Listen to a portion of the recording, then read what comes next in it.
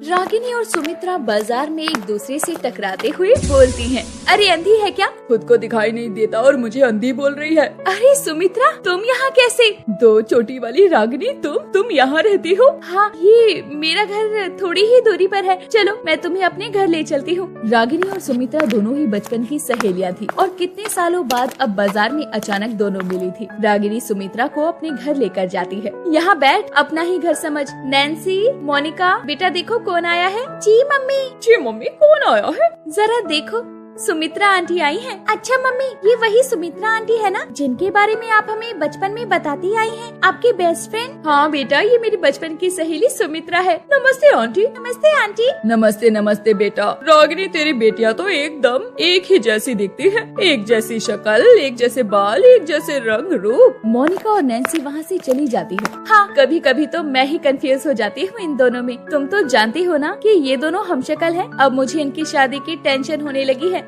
दोनों जिद्दी भी बहुत है, कहती हैं कि एक ही घर में शादी करेंगी। अरे तू टेंशन क्यों लेती है? मेरे भी दो बेटे हैं, आलोक और पुनीत, और वो भी जुड़वा है। अगर तुम बोलो तो तुम्हारी बेटियों की शादी मैं अपने बेटों से करवाना चाहती हूँ। अरे ये तो बहुत अच्छी सोच है। हमारी दोस्ती रिश्ते में बदल जाएगी। लेकिन मैं अपनी बेटियों की शादी का फैसला खुद नहीं ले सकती। ये बात मैं उनसे पूछकर ही तुम्हें बताऊंगी। रागिनी ने अपनी बेटियों को बड़े ही प्यार से पाला पोसा था और हमेशा उनकी जिंदगियों के फैसले उन पर ही छोड़े थे। इसीलिए वो शादी का फैसला भी अपनी बेटियों से बिना पूछे नहीं करना चाहती थी। और नैन्सी और मोनिका भी बहुत समझदार थी। वो अपनी माँ का कोई कहना नहीं टालती थी। फिर एक दिन रागिनी सुमित्रा के घर जाती है। अरे बातें तो हो गई, अपने दोनों बेटों को तो दिखा दे। सुमित्रा अपने दोनों बेटों को आवाज लगाती है। आलोक बेटा, पुनीत भैया को बुलाकर इधर आओ। अंदर से एक आवाज आती है। आया मम्मी। आलोक और पुनीत जैसे ही हॉल में आते हैं तो रागिनी पुनीत को देखते ही खड़ी हो जाती है, क्योंकि आलोक जितना गोरा था पुनीत उतना ही काला था। लेकिन दोनों भाइयों में प्रेम बहुत था। पुनीत को काला देखकर रागिनी चुप हो जाती है और दोनों ही लड़के बहुत समझदार और संस्कारी होते हैं। वो रागिनी को देखते ही उनके पैर छूने लगते हैं और वो अपनी सहेली सुमित्रा से बोलती है।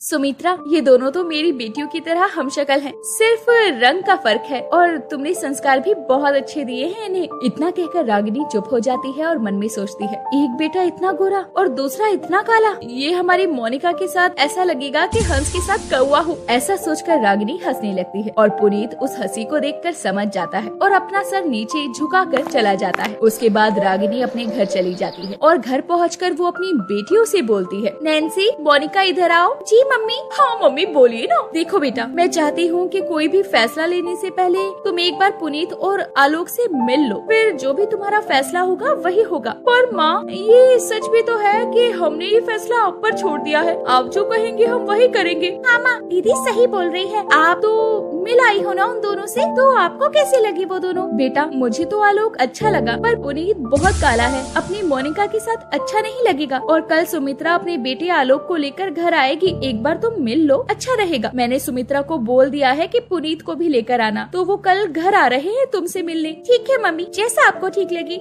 दूसरे दिन सुमित्रा अपने बेटे पुनीत और आलोक के साथ रागिनी के घर आती है, जहाँ रागिनी उनका स्वागत करती है और अपनी बेटी मोनिका और नैन्सी को आवाज देती है। मोनिका, मेहमानों के लिए पानी लेकर आओ बेटा। मोनिका को लगता है कि उसकी बहन को देखने आलोक आया है, लेकिन साथ में पुनीत भी आया था। और जैसे ही मोनिका पानी के गिलास को लेकर मेहमानों के सामने आती है, पुनीत को देखकर उसके होश उड़ जाते हैं और वो बोलती है, तुम यहाँ कैसे? ये मेरी मम्मी हैं। पुनीत के इतना बोलते ही मोनिका समझ जाती है कि उसकी माँ काले रंग को लेकर जिसका मजाक बना रही थी वो कोई और नहीं पुनीत था। और पुनीत और मोनिका एक साथ एक ही कॉलेज में पढ़ते थे और उनकी अच्छी दोस्ती प्यार में कब बदल गई, कॉलेज खत्म होने के बाद उन्हें पता भी ना चला। फिर वो दोनों एक दूसरे से मिल नहीं पाए और आज अचानक ही सामने आ गए। तुम दोनों एक दूसरे को जानते हो, लेकिन कैसे? मम्मी, पुनीत और मैं एक ही क्लास में पढ़ते थे। दीदी, ये वही पुनीत है ना जिसके बारे में आप हमेशा बात करती थी और प्यार भी करने लगी थी? ये क्या कह रही हो? मेरी फूल जैसी बेटी काले कौवे से प्यार करेगी? मम्मी, काला या गोरा देखकर प्यार नहीं होता, प्यार तो दिल से होता है। वैसे भी रंग तो भगवान ने सिर्फ दो ही बनाए हैं ना, काला और गोरा, और हम दोनों भी तो एक जैसे हैं। भले ही पुनीत का रंग काला हो, लेकिन दिल तो साफ है ना। हाँ आंटी, मोनिका और मैं, हम दोनों एक दूसरे को बहुत पसंद करते हैं। भले ही मेरा रंग काला है, लेकिन मैं आपकी मोनिका को हमेशा खुश रखूंगा, उसे किसी बात की कोई कमी नहीं होने दूंगा। अरे तू भी कहाँ काले गोरे के चक्कर में पड़ रही है, जब बच्चे पहले से ही एक दूसरे को जानते हैं तो हमें देर नहीं करनी चाहिए। मुझे माफ कर दो बेटा, मुझे पता नहीं था। काले गोरे के रंग में फंसकर मुझे तुम्हारा मजाक नहीं बनाना चाहिए था। आंटी आप माफी मत मांगो, आप मेरी माँ जैसी हैं। उसके बाद सबके समझाने पर रागिनी मान जाती है और मोनिका और पुनीत और उधर आलोक और नैन्सी की शादी होती है। दोनों जुड़वा बहनें जो बचपन से साथ रहती थी वो अब एक साथ एक ससुराल में जाती है, जहाँ मोनिका को काले रंग का पति यानी पुनीत मिलता है और नैन्सी का पति आलोक बहुत ही गोरा होता है।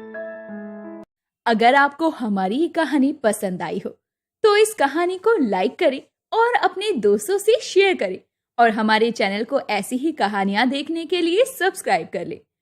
सोमवती की 2 बेटियां थी, विधि और निधि। जुड़वा होने के साथ साथ वो दोनों दिखने में भी एक जैसी थी और दोनों बहनों में बहुत प्यार था। निधि विधि के पिता का देहांत बचपन में ही हो गया था। उनकी माँ ने अकेले ही उन्हें पाला था। उनकी दादी उनके साथ उन्हीं के घर पर रहती थी, जिनका नाम कमला देवी था। वो अक्सर दोनों बहनों में फर्क नहीं कर पाती थी। निधि, तूने माँ को इंटरव्यू के बारे में नहीं बताया कि कैसा रहा तेरा इंटरव्यू? दीदी, मेरा इंटरव्यू आज है और मैं माँ को सरप्राइज देना चाहती हूँ। अगर मेरा सिलेक्शन होता है तो मैं माँ को बताऊंगी, अगर नहीं हुआ तो नहीं बताऊंगी। इससे उन्हें दुख भी नहीं होगा और आप मत बताना। ठीक है, नहीं बताऊंगी। विधि तो पहले से ही एक स्कूल में टीचर थी और निधि ने भी बैंक में नौकरी के लिए अप्लाई किया था, जिसमें उसका सिलेक्शन हो जाता है और वो बहुत खुश होती है। और फिर घर आकर माँ, दीदी, कहाँ हो सब? क्या हुआ निधि, इतना शोर क्यों मचा रही हो? माँ, मेरा इंटरव्यू क्लियर हो गया और अब मैं जॉब करूँगी और अब आपको काम करने की कोई जरूरत नहीं है। अच्छा, ये तो बहुत अच्छी बात है। तभी कमला देवी आती है और निधि की बात सुनकर बोलती है, विधि बेटा, तू तो इतने अच्छे स्कूल में टीचर थी, तो फिर दूसरी जगह काम करने का क्या मतलब है?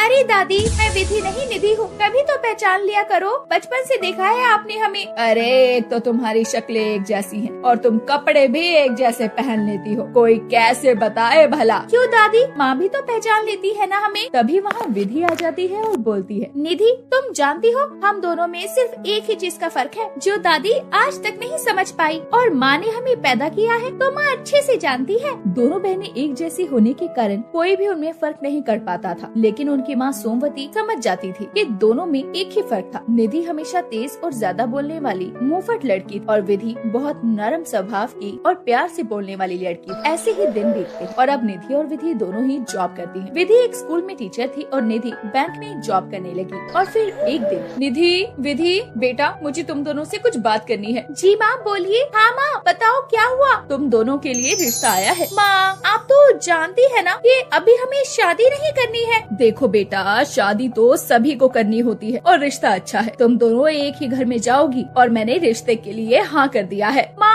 आप हमसे पूछे बिना रिश्ते के लिए हाँ कैसे कर सकती हैं? आप तो जानती हैं हम दोनों बचपन से ही एक ही दिन शादी करना चाहती थी। बेटा, तुम्हारी दादी को भी ये रिश्ता बहुत पसंद है। मुझे भी तुम दोनों एक ही घर में जाओगी इस बात की तसल्ली रहेगी। तुम दोनों एक दूसरे का ख्याल भी रखोगी। ये बात तो ठीक है माँ, लेकिन। अरे लेकिन क्या बेटा, परेशान मत हो। दोनों ही लड़के बहुत अच्छे हैं और परिवार भी अच्छा है।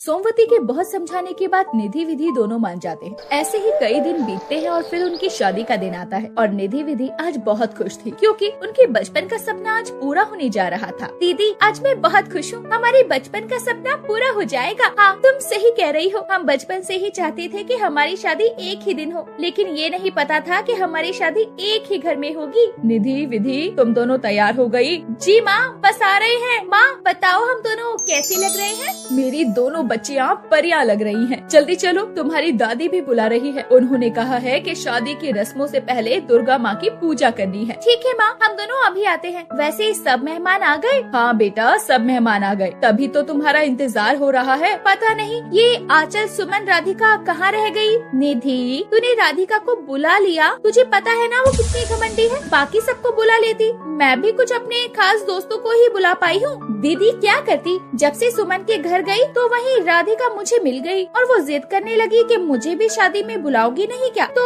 आप ही बताइए माँ, मैं कैसे ना बुलाती? अरे निधि, विधि, तैयार नहीं हो गई हो क्या तुम अब तक? कोई बात नहीं, आ रही है तो आने दो। तुम दोनों जल्दी से तैयार होकर नीचे आ जाओ। देखो दादी भी बुला रही है, चलो जल्दी करो। आप चलिए, हम आ रहे हैं। थोड़ी ही देर बाद दोनों बहनें नीचे आती हैं। दोनों ने लाल कलर के लहंगे पहने हुए थे जिसमें वो बहुत सुंदर लग रही थी। उन्हें सब देखते रह गए। जैसे ही वो नीचे पहुँची तो वो देखती है कि उनकी सारी फ्रेंड्स में राधिका भी आई थी और तभी विधि बोलती है, मुझे पता था ये राधिका जरूर आएगी। मुझे तो इसे देखकर ही गुस्सा आने लगता है। अरे दीदी, उस पर ध्यान मत दो। आज हमारे लिए इतना बड़ा दिन है, आप अपने खुशियों के दिन को ऐसे बर्बाद मत करो। कांग्रेचुलेशन विधि और निधि, मैं तुम्हारे लिए बहुत खुश हूँ। सुना है तुम दोनों एक ही परिवार में जा रही हो? हाँ, तुमने सही सुना है, हम दोनों एक ही परिवार में जा रही हैं। अरे दोनों बहनें आज के दिन कौन सी बातें करने लग गई? आओ इधर, दुर्गा माँ का आशीर्वाद ले लो। आओ आओ, दोनों आशीर्वाद ले लो। उसके बाद दोनों बहनें दुर्गा माँ का आशीर्वाद लेती हैं। उन्हें देखकर राधिका के दिमाग में कुछ चल रहा होता है। बहुत खुशी मना रही है ना ये निधि और विधि। इन्हें तो मैं बताऊंगी कि विधि की बच्ची ने मुझे स्कूल से निकलवाया था ना, आज इसे मैं बताती हूँ।